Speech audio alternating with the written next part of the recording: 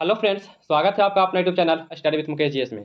आज हम लोग बिहार पुलिस नई भर्ती में रुक्मिणी प्रकाशन का आज हम लोग प्रैक्टिस सेट 12 देखेंगे। इससे पहले 11 प्रैक्टिस सेट का वीडियो ऑलरेडी अपलोड कर दिया गया है और हम लोग बहुत जल्द ही 1 से 2 दिन में न्यू प्रकाशन का बिहार पुलिस का प्रैक्टिस सेट लाने वाले हैं। तो आप लोग इस वीडियो को जितना ज़्यादा से ज़्यादा शेयर कीजिएगा और अगर इसका PDF चाहिए तो इसका डिस्क्रिप्शन में टेलीग्राम का लिंक दे दिया गया है, वहाँ से इसका PDF प्राप्त कर सकते हैं। तो आइए चलिए प्रश्न की ओर बढ़ते हैं। किसी तत्व के रासायनिक गुण निम्नलिखित में कौन सा तय करता है? तो किसी भी तत्व का रासायनिक गुण जो है वह कौन तय करता है? तो यह इलेक्ट्रॉनों की संख्या द्वारा तय किया जाता है। इसका आंसर जो है ए सही है। इसमें और प्रश्न है कि ग्रेफाइट ऊष्मा एवं विद्युत का सुचालक होता है। सात संयोजी बंधन घोल की अवस्था में विद्युत के सुचालक होते हैं। दूसरा प्रश्न है पेंसिल का लैंड है, तो पेंसिल का जो लैंड है क्या है? तो यह ग्रेफाइट है। इसका उत्तर सी सही है। इसमें और प्रश्न है कि ग्रेफाइट मुलायम ठोस होता है। ग्रेफाइट ऊष्मा एवं विद्युत का सुचालक होता है। बेराइल बेरिलियम धातु का प्रमुख अयस्क है। फ्रांसियम एक रेडियो सक्रिय द्रव धातु है। तीसरा प्रश्न है दालें निम्नलिखित में किसका उत्तम स्रोत होते हैं? तो दालें जो है यह किसका उत्तम स्रोत है? तो दाल जो है यह प्रोटीन का उत्तम स्रोत है। इसका आंसर सी सही है। इसमें और प्रश्न है वसा का अच्छा स्रोत तैलीय पदार्थ है। कार्बन हाइड्रोजन और ऑक्सीजन 1:2:1 मिलाकर कार्बनिक पदार्थ कार्बोहाइड्रेट कहलाते हैं। चौथा प्रश्न है निम्नलिखित में कौन सा तना अपरिवर्तित भूमिगत तना है? तो अपरिवर्तित भूमिगत तना इनमें से कौन सा है? इसका उत्तर डी हो जाएगा। आलू जो है यह अपरिवर्तित भूमिगत तना है। इसका उत्तर डी सही है। पौधे का जनन अंग पुष्प कहलाता है। रोजेसी कुल में स्ट्रॉबेरी, सेब, बादाम, नाशपाती आते हैं। सोलेनेसी कुल में आलू, मिर्चा, बैगन आते हैं और ककुर्बिटेरिस कुल में तरबूज, खरबूजा, टिंडा आता है। नेक्स्ट प्रश्न है लाल चींटियां में निम्नलिखित में कौन सा अम्ल पाया जाता है? तो लाल चींटी में कौन सा अम्ल पाया जाता है? तो लाल चींटी में फार्मिक अम्ल पाया जाता है। इसका आंसर डी सही है। एस्टिक अम्ल सिरका में पाया जाता है। एस्टिक अम्ल जो है सिरका में पाया जाता है। अचार में एस्टिक अम्ल पाया जाता है। सोडा वाटर एवं अन्य पेय पदार्थ में कार्बनिक अम्ल पाया जाता है। सेब में मैलिक अम्ल पाया जाता है। छठा प्रश्न है choose the correct form of verb. इसमें से वर्ब बताना है। माई स्क्रीसोर्स नोट शार्प, इसमें क्या हो जाएगा? इसका उत्तर जो है डी हो जाएगा। इसका आंसर आर दिया गया है। सातवां नंबर प्रश्न है translate the following sentence into English. मैं फुटबॉल से क्रिकेट को अधिक पसंद करता हूँ। इसका क्या हो जाएगा? इसका आंसर जो है ए सही है। I prefer cricket to football, इसका उत्तर ए सही है। आठवां नंबर प्रश्न है कि choose the word that can substitute the given sentence. इसमें दिया गया है कि one who copies for the others. इसका उत्तर क्या हो जाएगा? इसका उत्तर जो है सी हो जाएगा। इसका आंसर प्लेजियरिस्ट हो जाएगा। इसका उत्तर सी सही है। Select the synonym of the given word. इसमें दिया गया है अन्याय। क्या दिया गया है? अन्याय दिया गया है। इसका उत्तर क्या हो जाएगा? इसका उत्तर जो है बी हो जाएगा। इसका आंसर इरिटेट हो जाएगा। 10वां नंबर प्रश्न है कि select the wrongly spelled word. Select the wrongly spelled word, इसका उत्तर क्या होगा? इसका आंसर जो है सी हो जाएगा। इसका आंसर गवर्नमेंट हो जाएगा। इसका उत्तर सी सही है। 11वां नंबर प्रश्न है यहाँ से मैथ का प्रश्न है, तो इसको आप लोग बनाइएगा जरूर। इसका उत्तर जो है 11 नंबर का इसका उत्तर डी सही है। 12 नंबर जो प्रश्न है इसका आंसर डी सही है, 86.5 सेकेंड हो जाएगा। और 13 नंबर जो प्रश्न है इसका उत्तर बी हो जाएगा, x बराबर 2 दिया गया है। नेक्स्ट प्रश्न है ये PDF थोड़ा धुंधला आ गया है। 14 नंबर जो प्रश्न है इसका उत्तर बी सही है। इसका उत्तर 2 हो जाएगा। और 15 नंबर जो प्रश्न है इसमें माध्यिका पूछा जा रहा है, तो इसका उत्तर बी हो जाएगा। 76 दिया गया है। सुख दुख कौन सा समास है? सुख दुख जो है यह कौन सा समास है? तो सुख दुख जो है यह द्वंद्व समास है। इसका उत्तर बी सही है। तहस नहस हो जाना मुहावरे का अर्थ क्या है? तो तहस नहस हो जाना मुहावरे का अर्थ क्या है? इस मुहावरे का अर्थ जो है नष्ट हो जाना। इसका उत्तर डी सही है। इसका उत्तर क्या हो जाएगा? नष्ट हो जाना। नेक्स्ट प्रश्न है टोपी का शब्द का बहुवचन क्या है? तो टोपी शब्द का बहुवचन क्या है? तो इसका बहुवचन जो है टोपियां हो जाएगा। इसका उत्तर ए सही है। 19 नंबर प्रश्न है कि निम्न में किसने तारिक ए मसूदी नामक पुस्तक लिखी है? तो तारिक ए मसूदी जो है यह किसके द्वारा लिखा गया है? तो इसका लेखक अबुल फजल मोहम्मद बिन हुसैन उल बैदकी हैं। इसका उत्तर जो है ए सही है। अगला प्रश्न है 20 नंबर है निम्न में किसने कारकोट वंश की स्थापना किया था? तो कारकोट वंश की स्थापना किसके द्वारा किया गया है? तो कारकोट वंश की स्थापना दुर्लभ वर्धन के द्वारा किया गया है। इसका उत्तर डी सही है। इसमें और प्रश्न है कि हेन सॉन्ग के उसके शासनकाल में कश्मीर की यात्रा किया था। कारकोट वंश के बाद उत्पल वंश की स्थापना अवंती बर्मन ने किया था। जल के आयतन में क्या परिवर्तन होगा यदि तापमान 9 डिग्री सेल्सियस से गिरकर 3 डिग्री सेल्सियस कर दिया जाए? तो इसमें क्या परिवर्तन होगा? तो इसमें परिवर्तन आयतन पहले घटेगा और बाद में बढ़ जाएगा। तो इसका उत्तर जो है सी सही है।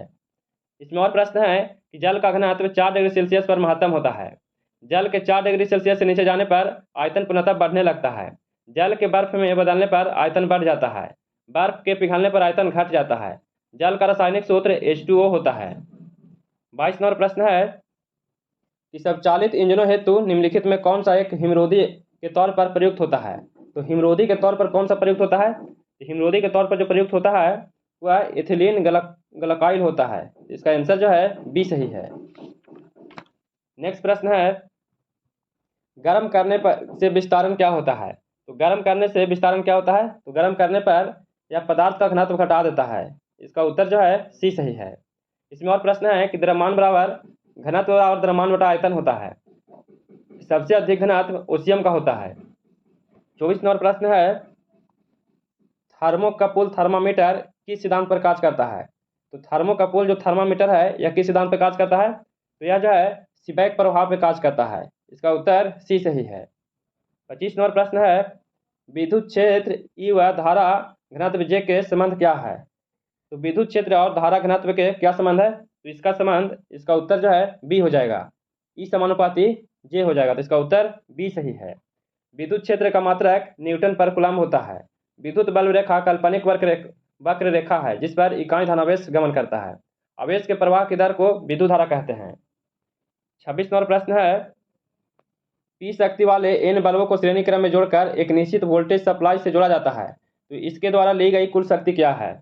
इसके द्वारा ली गई जो कुल शक्ति है वह P बटा एन हो जाएगा। इसका उत्तर बी सही है। विद्युत बल्ब का तंतु टंगस्टन का बना होता है। 27 नंबर प्रश्न है लकड़ी का एक टुकड़ा जल में तैर रहा है। जल का ताप बढ़ने पर लकड़ी का आभासी भार क्या होगा?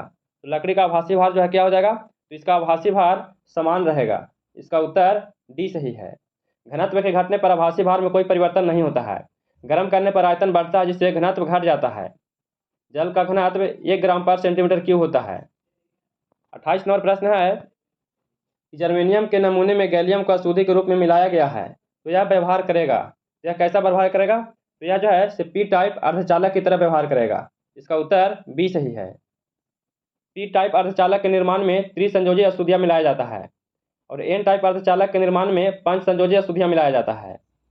29 नंबर प्रश्न है इलेक्ट्रॉनों के तापायनिक उत्सर्जन का कारण क्या है? तो इलेक्ट्रॉनों के तापायनिक उत्सर्जन का कारण क्या है? इसका उत्सर्जन का कारण उच्च ताप है। इसका उत्तर डी सही है। इलेक्ट्रॉन एक ऋणात्मक कण है।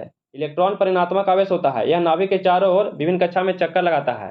इलेक्ट्रॉन का जो आवेश है वह 1.6 गुने 10 के पावर -19 डिग्री सेल्सियस होता है। यदि एक तत्व का परमाणु इलेक्ट्रॉन त्याग देता है तो धनात्मक आयतन बनता है और यदि एक तत्व का परमाणु इलेक्ट्रॉन ग्रहण करता है तो ऋणात्मक आयतन का निर्माण करता है। 30 नंबर प्रश्न है दिए गए वेग ग्राफ में त्वरण मंदन ज्ञात करना है। इसमें क्या करना है? त्वरण मंदन ज्ञात करना है।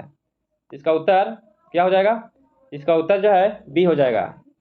इस न्यूमेरिकल को जरूर बनाइएगा। तो इसका आंसर बी सही है। 31 नंबर प्रश्न है कि गेहूं की अच्छी खेती के लिए निम्नलिखित में कौन सा परिस्थिति समुच्चय आवश्यक है? तो गेहूं की खेती के लिए इनमें कौन सा परिस्थिति जो है आवश्यक है? तो इसके लिए मध्यम ताप और मध्यम वर्षा की आवश्यकता पड़ती है। इसका उत्तर जो है ए सही है। गेहूं विश्व का प्रमुख खाद्य फसल है। देश में गेहूं के उत्पादन में उत्तर प्रदेश का प्रथम स्थान है। प्रति हेक्टेयर उत्पादन में पंजाब प्रथम स्थान रखता है। गेहूं जो है यह रबी फसल है। निम्नलिखित में कौन सी फसल बराक घाटी की महत्वपूर्ण फसल है? तो बराक घाटी का महत्वपूर्ण फसल कौन सा है? तो इसका प्रमुख फसल जो है चाय है। इसका उत्तर बी सही है। बराक घाटी जो है यह असम में पाया जाता है। चाय की खेती भारत में 1835 ईस्वी में असम में प्रारंभ किया गया था और पटसन का उत्पादन में प्रथम स्थान पश्चिम बंगाल का है। चाय का उत्पादन में प्रथम स्थान असम का है। गन्ना का उत्पादन में प्रथम स्थान उत्तर प्रदेश का है। कपास का उत्पादन में प्रथम स्थान महाराष्ट्र का है। नेक्स्ट प्रश्न है लहसुन की अभिलाषणी गंध का कारण क्या है? तो लहसुन की अभिलाषणी गंध का कारण क्या है? तो इसका कारण जो है सल्फर यौगिक है। इसका उत्तर बी सही है। लहसुन जो है यह एक बीजीय पत्र पौधे हैं। 34 नंबर प्रश्न है, पित्तपिंड कहाँ पाई जाने वाली कोशिका को सहनती है? तो पित्तपिंड जो है कहाँ पाई जाने वाली कोशिका है? तो यह जो है यह अग्नाशय में पाया जाता है। इसका आंसर सी सही है। अंडाशय से हार्मोन स्रावित होता है। अंडाशय मादा के उदर गुहा में स्थित होता है। प्रोजेस्टेरोन का स्राव कार्पस ल्यूटियम द्वारा होता है। नेक्स्ट प्रश्न है, लौंग के तेल का निम्नलिखित में कौन सा एक प्रमुख घटक है? तो लौंग का तेल के लिए इनमें कौन सा प्रमुख घटक है? तो इसके लिए यूजेनॉल जो है यह घटक है। इसका उत्तर बी सही है। लौंग का कली मसाला में प्रयोग करते हैं। लौंग का वनस्पतिक नाम सिजिलियम एरोमेटिकम है।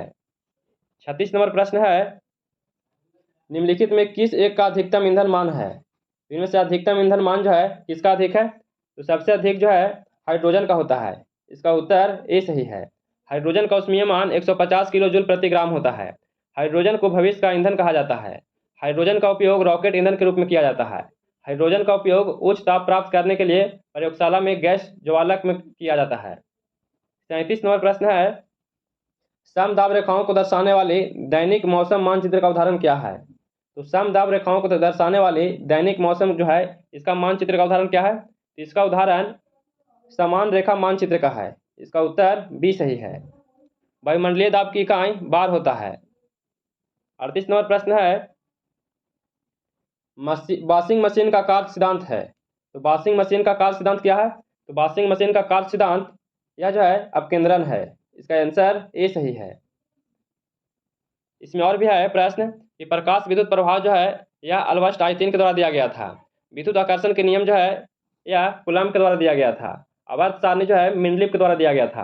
रासायनिक उत्सर्जन जो है एडिसन के द्वारा दिया गया था। और बेतार का तार जो है इसका मार्कोनी के द्वारा दिया गया था।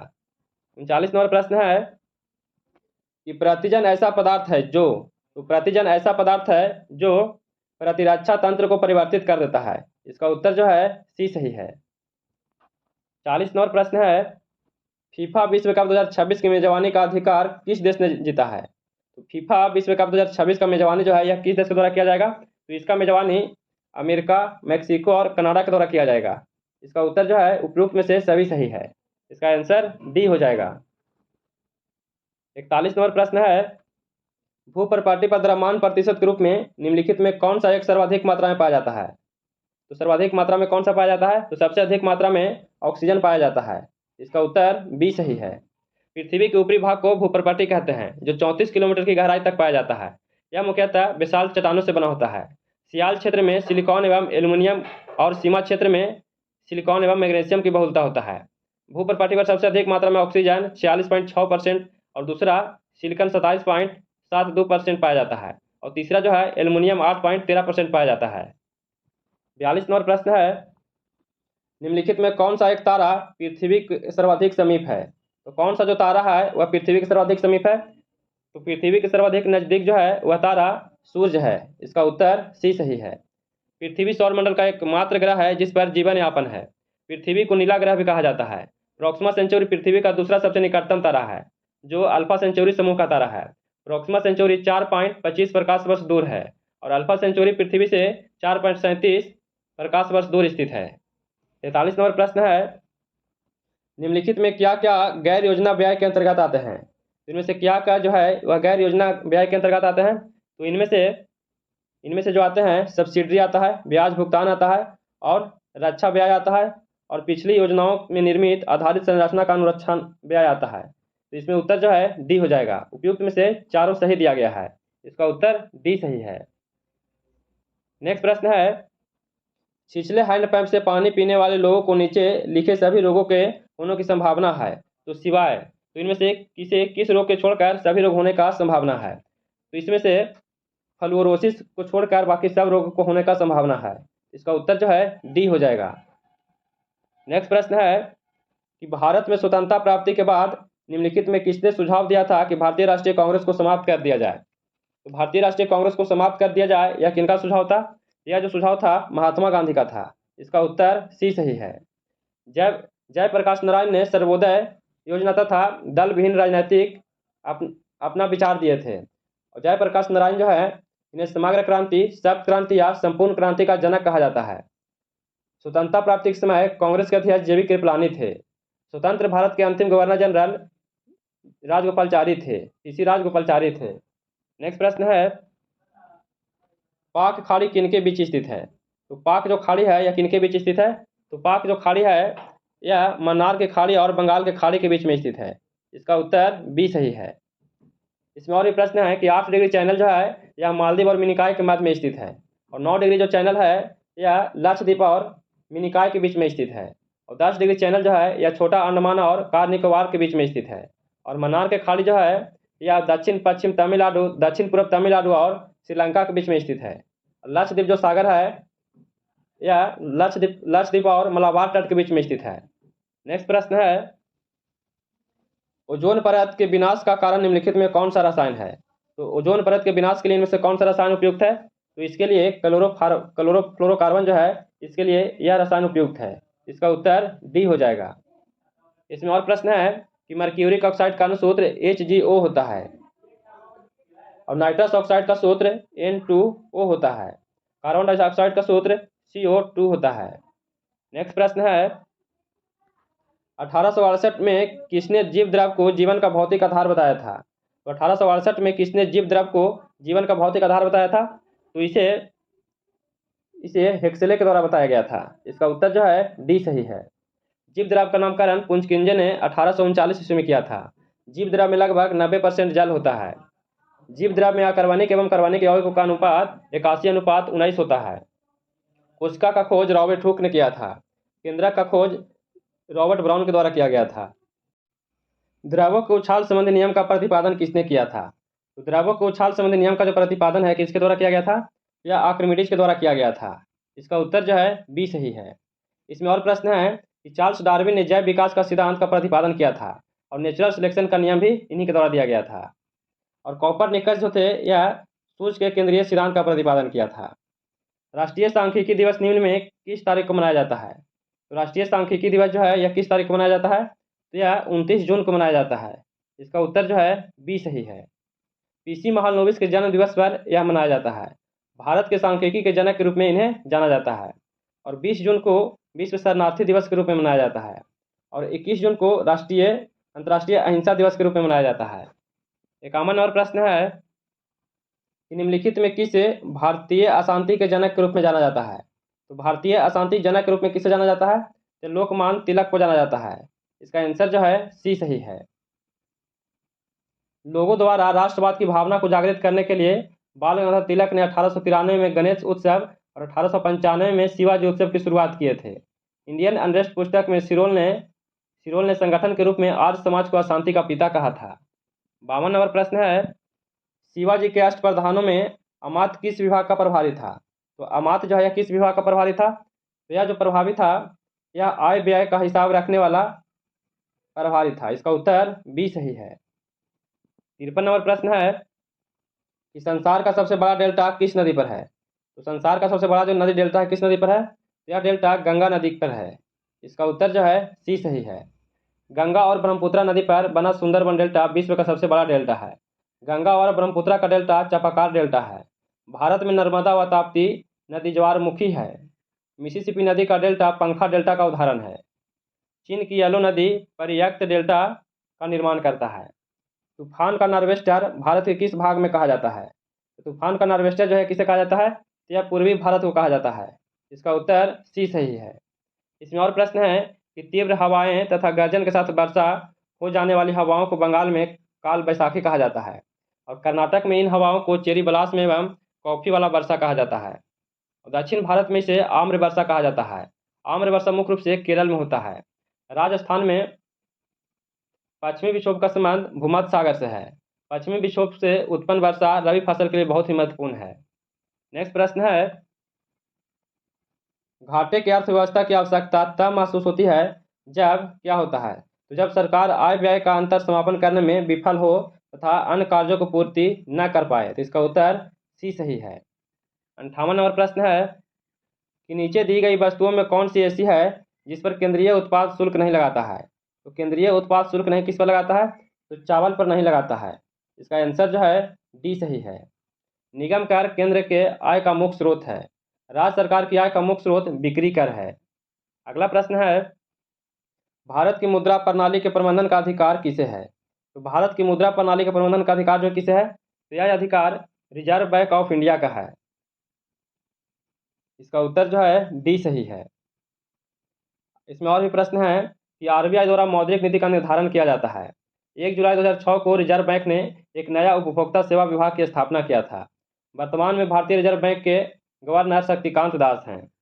58 नंबर प्रश्न है, निम्नांकित में कौन सा क्षेत्र प्राथमिक क्षेत्र में नहीं आता है? इसमें प्राथमिक क्षेत्र में कौन नहीं आता है? तो परिवहन जो है यह प्राथमिक क्षेत्र में नहीं आता है।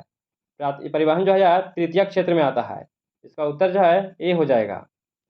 तृतीयक क्षेत्र के अंतर्गत सेवा सेक्टर आता है। द्वितीय क्षेत्र के अंतर्गत उद्योग धंधों विनिर्माण क्षेत्र आते हैं। भारत में सबसे अधिक जीडीपी में योगदान सेवा सेक्टर से आता है। अगला प्रश्न है, निम्न में किसने गरीबी निवारण के प्रभावपूर्ण अस्त्र के रूप में स्वयं सहायता समूह के विचार दिया था? तो स्वयं सहायता समूह का विचार किसके द्वारा दिया गया था? यह विचार मोहम्मद यूनुस के द्वारा दिया गया था। इसका आंसर जो है डी सही है। अगला प्रश्न है,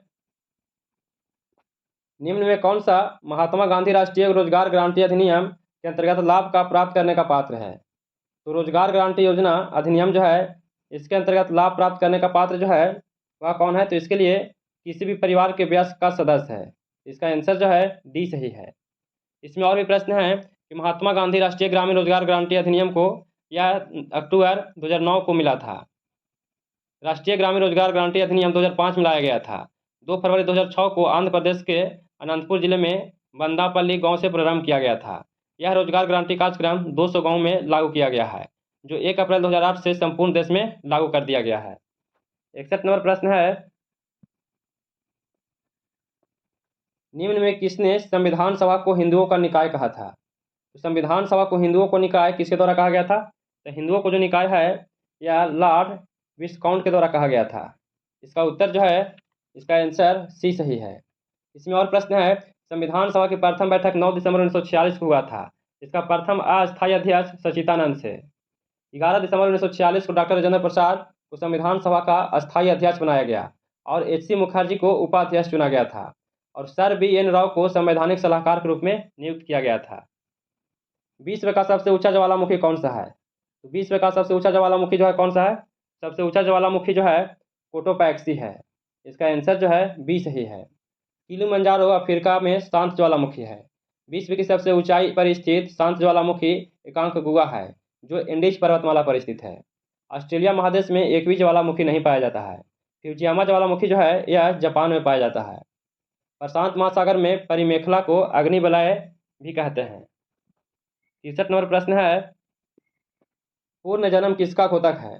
तो पूर्ण जन्म जो है यह किसका घोतक है? तो पूर्ण जन्म जो है यह प्राकृतिक में दिलचस्पी की पुनरावृत्ति का है। इसका उत्तर बी सही है। पूर्ण जन्म का अर्थ होता है फिर से जन्म लेना। 64 नंबर प्रश्न है, किसी देश के सर्वोच्च न्यायालय को विधायिका का तृतीय सदन माना जाता है। तो विधायिका का तृतीय सदन किसे माना जाता है? तो विधायिका का तृतीय सदन जो है यह संयुक्त राज्य अमेरिका को माना जाता है। इसका आंसर ए सही है। अमेरिका का फेडरल कोर्ट विश्व का सबसे शक्तिशाली सर्वोच्च न्यायालय है। संविधान का अंतिम व्याख्या करने का अधिकार फेडरल कोर्ट को है। भारत का सर्वोच्च न्यायालय का शक्ति और अधिकार एवं पूर्वावलोकन शक्ति का यह जो है अमेरिका के संविधान से लिया गया है। नेक्स्ट प्रश्न है कि भारत में आर्थिक उदारीकरण का प्रेरक किससे माना जाता है? तो भारत में आर्थिक उदारीकरण का जो प्रेरक है किससे माना जाता है? तो यह डॉक्टर मनमोहन सिंह को माना जाता है। इसका आंसर जो है सी सही है। 24 जुलाई 1991 को उदारीकरण की घोषणा तत्कालीन वित्त मंत्री मनमोहन सिंह के द्वारा किया गया था। 1964 ईस्वी में संयुक्त सोशलिस्ट पार्टी की स्थापना किया गया था। कार्ल मार्क्स को वैज्ञानिक समाजवाद का जनक कहा जाता है। इन्हीं के द्वारा दास कैपिटल और कम्युनिस्ट मैनिफेस्टो पुस्तक लिखा गया था। दास कैपिटल का प्रकाशन 1867 ईस्वी में हुआ था। कार्ल मार्क्स जो थे यह जर्मन के समाजशास्त्री थे। 66 नंबर प्रश्न है, फॉलिक अम्ल किस धातु के अपचयन में सहायता करता है? तो फॉलिक अम्ल जो है यह किस धातु के अपचयन में सहायता करता है? यह लोहा को सहायता करता है। इसका उत्तर बी सही है। लोहा रक्त में हीमोग्लोबिन बनाने के लिए आवश्यक है। कैल्शियम हड्डियों तथा दांतों को दृढ़ता प्रदान करता है। गर्भवती महिलाओं में कैल्शियम और आयरन की कमी रहती है। पाब्लो पिकासो की कला शैली का नाम क्या है? तो पाब्लो पिकासो की कला शैली का नाम क्या है? तो इसका नाम इसका नाम कयूब बीज में है। इसका आंसर जो है बी सही है। नेक्स्ट प्रश्न है, निम्न में कौन सा एक भारत में लाइन सूत्र अभिकरण है? तो भारत में लाइन सूत्र अभिकरण जो है से कौन सा है? तो लाइन सूत्र अभिकरण जो है निर्देशालय है। इसका उत्तर ए सही है। 68 नंबर प्रश्न है, ईख गन्ना के पौधे प्राय कायिक प्रबंधन द्वारा संवर्धित करने का कारण है। तो संवर्धित करने का जो कारण है, क्या कारण है? तो इसका कारण आनुवंशिक गुणवत्ता बनाए रखना संभव होता है। इसका उत्तर जो है बी सही है। इसमें और भी प्रश्न है, ईख की जन्मभूमि भारत को माना जाता है। भारत में उत्तर प्रदेश में सबसे अधिक गन्ना उत्पन्न किया जाता है। चीनी विकास कोष की स्थापना 1982 ईस्वी में किया गया था। कानपुर में Indian institute of sugar technology की स्थापना किया गया है। देश में चीनी का सबसे अधिक मिल महाराष्ट्र में स्थित है। 70 नंबर प्रश्न है, स्टेम सेल द्वारा किस प्रकार की कोशिकाएं उत्पन्न की जा सकती है? तो स्टेम सेल द्वारा किस प्रकार की कोशिका उत्पन्न किया जा सकता है? तो इसके द्वारा किसी भी प्रकार का किया जा सकता है उत्पन्न। इसका उत्तर जो है ए सही है। 4 जून 2004 को ब्रिटेन में प्रथम स्टेम सेल बैंक की स्थापना किया गया था। स्टेम सेल बैंक को भ्रूण का बैंक कहा जाता है। नेक्स्ट प्रश्न है, यहाँ से मैथ का प्रश्न है, इस मैथ को जरूर बनाइएगा। 71 नंबर जो प्रश्न है इसका आंसर ए हो जाएगा। 209 रुपया दिया गया है।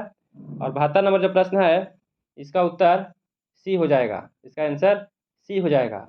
अगला प्रश्न है 73 नंबर प्रश्न है, इसका आंसर जो है ए हो जाएगा। इसका आंसर 20 सेकेंड है। 74 नंबर प्रश्न है, इसका उत्तर जो है डी हो जाएगा। 1/2 दिया गया है। और 75 नंबर प्रश्न है, इसका उत्तर ए सही है। इसका उत्तर जो है 137 हो जाएगा। 76 नंबर प्रश्न है, वकील का भाववाचक संज्ञा बताना है। तो वकील का भाववाचक संज्ञा क्या हो जाएगा? इसका भाववाचक संज्ञा वकालत हो जाएगा। इसका आंसर जो है बी सही है। शुद्ध वाक्य को चुनना है, इनमें से कौन सा शुद्ध दिया गया है? तो अमृतलाल के पिता का नाम प्रेमचंद्र है। यह जो है से बिल्कुल शुद्ध दिया गया है। इसका आंसर जो है ए सही है। 78 नंबर प्रश्न है, विजातीय शब्द को चुनना है, इनमें से कौन सा विजातीय शब्द है? तो बैल, घोड़ा और सी जो है यह सब पुल्लिंग है, लेकिन गाय जो है यह स्त्रीलिंग है, तो यह विजातीय हो जाएगा। तो इसका उत्तर ए हो जाएगा। आत्मीय शब्द का भाववाचक संज्ञा बताना है। तो आत्मीय शब्द का भाववाचक संज्ञा क्या होगा? इसका भाववाचक संज्ञा जो है आत्मीयता हो जाएगा। इसका आंसर ए सही है। 80 नंबर प्रश्न है कि सही बर्तनी वाले शब्द का चयन करना है। सही बर्तनी वाले शब्द को चयन करना है। इसमें औदार्य जो है यह सही लिखा गया है। इसका उत्तर डी सही है। सिराजुद्दौला ने 1756 में अंग्रेजों को हराकर किस शहर पर अधिकार प्राप्त कर लिया था? तो किस शहर पर अधिकार प्राप्त किया था? तो इसके द्वारा कलकत्ता शहर पर अधिकार कर लिया गया था। इसका उत्तर जो है सी सही है। इसमें और प्रश्न है कि सिराजुद्दौला ने 20 जून 1756 को कलकत्ता पर अधिकार कर लिया था और इसे अलीनगर नाम रख दिया था। सिराजुद्दौला ने कलकत्ता का नाम बदलकर अलीनगर कर दिया था। ब्लैक कोटरी घटना यह 1756 ईस्वी में हुआ था। अलीनगर की संधि जो है 9 फरवरी 1757 ईस्वी को हुआ था। प्लासी का युद्ध 23 जून 1757 को हुआ था। 82 नंबर प्रश्न है कि पेरिस शांति सम्मेलन में सेवर्स की संधि किसके साथ हुआ था? तो पेरिस शांति सम्मेलन जो है यह सेवर्स का संधि किसके साथ हुआ था? तो सेवर्स का जो संधि है यह तुर्की के साथ हुआ था। इसका उत्तर जो है डी सही है। इसमें और प्रश्न है कि सेंट जर्मन्स की संधि हुआ था यह 1919 ईस्वी को हुआ था। और त्रियोन की संधि यह 1920 ईस्वी को हुआ था। और न्यूली की संधि जो है यह भी 1919 ईस्वी को हुआ था। और सेवर्स की संधि जो है यह 1920 ईस्वी को हुआ था।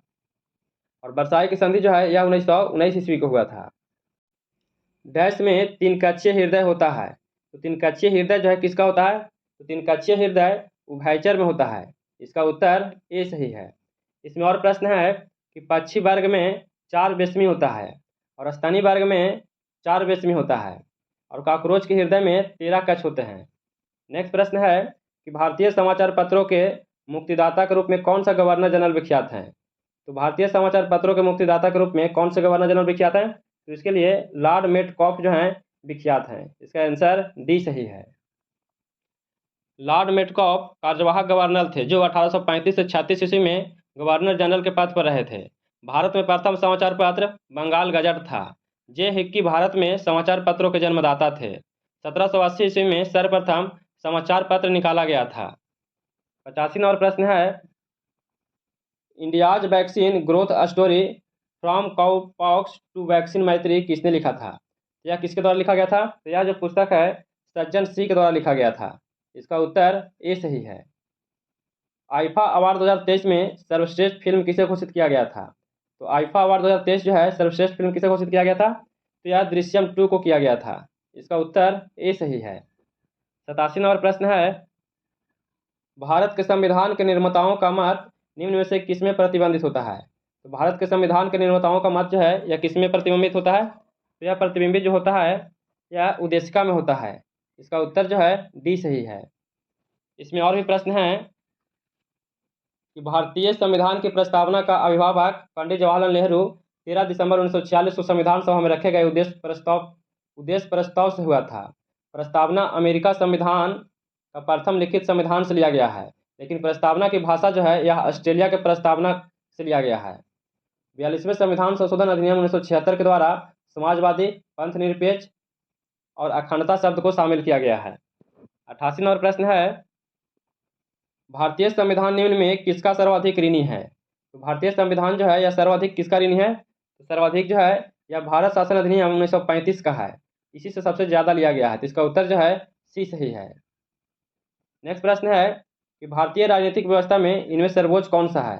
तो भारतीय राजनीतिक व्यवस्था में सर्वोच्च कौन सा है? तो सर्वोच्च जो है वह संविधान है। इसका उत्तर सी सही है। भारत का संविधान सबसे लंबा लिखित संविधान है, जिसमें एक प्रस्तावना 395 अनुच्छेद 22 भाग और 12 अनुसूचियां हैं। 90 नंबर प्रश्न है, लोकसभा का अध्यक्ष अपना त्याग पत्र किसे सौंपता है? तो लोकसभा का अध्यक्ष जो है वो अपना त्याग पत्र किसे सौंपता है? तो यह उपाध्यक्ष को सौंपता है। इसका उत्तर जो है सी सही है। लोकसभा अध्यक्ष उपाध्यक्ष को एवं उपाध्यक्ष अध्यक्ष को त्याग पत्र देता है। अध्यक्ष अथवा उपाध्यक्ष लोकसभा सदस्य न होने पर अपना पद रिक्त कर देता है। नेक्स्ट प्रश्न है, लोकहितवाद मुकदमे की संकल्पना का उद्गम देश कौन सा है? तो लोकहितवादी वाद मुकदमे की संकल्पना जो है किस देश से लिया गया है? इसका उद्गम देश यूएसए है। इसका उत्तर ए सही है। अगला प्रश्न है, निम्न में किस एक की अध्यक्षता ऐसे व्यक्ति द्वारा होती है जो उसका सदस्य नहीं होता है? तो किनके द्वारा अध्यक्षता किया जाता है लेकिन उसका सदस्य नहीं होते हैं? तो यार राज्यसभा का सदस्य नहीं होते हैं। तो इसका उत्तर ए सही है। भारत का उपराष्ट्रपति अनुच्छेद 64 तथा अनुच्छेद 89 के तहत राज्यसभा का पदेन सभापति होता है। उपराष्ट्रपति राज्यसभा का सदस्य नहीं होता है। राज्यसभा में 2 पदाधिकारी होते हैं, सभापति और उपसभापति होते हैं। राज्यसभा सदस्यों का उसी सदन के किसी व्यक्ति को उपसभापति हेतु निर्वाचित कर दिया जाता है। राज्यसभा एक अस्थायी सदन है जिसका विघटन कभी नहीं किया जाता है। किस टीम ने संतोष ट्रॉफी 2023 जीता है? तो संतोष ट्रॉफी 2023 जो है किसके द्वारा जीता गया है? तो यह कर्नाटक के द्वारा जीता गया है। इसका आंसर जो है बी सही है। अगला प्रश्न है, निम्न में किसे 2022 का साहित्य का नोबेल पुरस्कार दिया गया था? 2022 का साहित्य का नोबेल पुरस्कार किसे दिया गया है? तो यह एनी एर्नोक्स को दिया गया है। इसका आंसर जो है डी सही है। और 2021 का अब्दुल गुरनाह का दिया गया था। वर्ष 2022 के स्वच्छता सर्वेक्षण में इंदौर कितनी बार भारत का सबसे स्वच्छ शहर बना है? तो इंदौर जो है यह कितनी बार बना है? तो इंदौर जो है यह 6ठी बार बना है। इसका उत्तर जो है डी सही है। इंदौर के बाद सूरत और नवी मुंबई का स्थान आता है। अगला प्रश्न है, यहाँ से इंग्लिश का प्रश्न है, choose the correct the prefix. इसमें दिया गया है कि don't be kind to animals. इसमें आंसर क्या हो जाएगा? इसका आंसर जो है डी हो जाएगा। इसमें अन हो जाएगा। Choose the correct the suffix. इसमें दिया गया है कि सी द लाइव म्यूजिक प्रेजेंटल। इसमें क्या हो जाएगा? प्रेजेंटेशन। इसमें उत्तर क्या हो जाएगा? इसका उत्तर जो है इसका आंसर ए हो जाएगा। इसमें आल हो जाएगा। इसका उत्तर ए सही है। 98 नंबर प्रश्न है कि choose the correct the passive from the sentence given below. इसमें दिया गया है कि थीव्स टूक अवे ऑल द मनी। इसका आंसर क्या हो जाएगा? इसका उत्तर जो है सी हो जाएगा। All the money was taken away by thieves हो जाएगा। इसका उत्तर सी सही है। 99 नंबर प्रश्न है कि choose the correct the interrogative from the sentence given below. इसमें दिया गया है कि the deaf can not hear. The deaf can not hear. इसका उत्तर क्या हो जाएगा? इसका उत्तर जो है कैन द डेफ हेयर हो जाएगा। इसका उत्तर बी सही है। और आज का अंतिम प्रश्न है कि select the most appropriate meaning of the given idiom. इसमें दिया गया है कि फ्लाई इनटू द पैसन। इसमें दिया गया है कि fly into the A passion. इसका उत्तर क्या हो जाएगा? इसका उत्तर जो है बी हो जाएगा। To the become agree suddenly हो जाएगा। इसका आंसर बी सही है। तो कैसा लगा वीडियो? अगर वीडियो पसंद आया हो तो please like share and subscribe कीजिएगा, दोस्तों के पास शेयर जरूर कीजिएगा। और हम लोग बहुत जल्द ही न्यू पब्लिकेशन का बिहार पुलिस का प्रैक्टिस सेट लाने वाले हैं। इसका सेट आ गया है, हम लोग बहुत बहुत जल्द ही इसको शुरू करने वाले हैं। तो जितना ज़्यादा सदस्य शेयर कीजिएगा आप लोग। फिर मिलते हैं नए वीडियो के साथ। जय हिंद।